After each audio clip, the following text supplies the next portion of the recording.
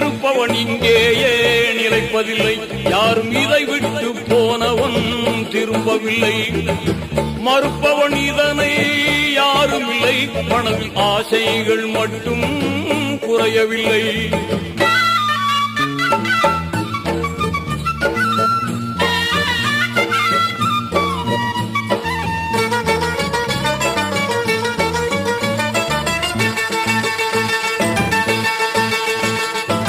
பிறந்ததும் பாங்குண்டு தொழுகை இல்லை. அவன் இறந்ததும் கொள்கைக்கு பாங்கு இல்லை. புரிந்தவன் ஆணவம் கொள்வதில்லை. இதை புரியாதவன் அறிவு தெளிவதில்லை.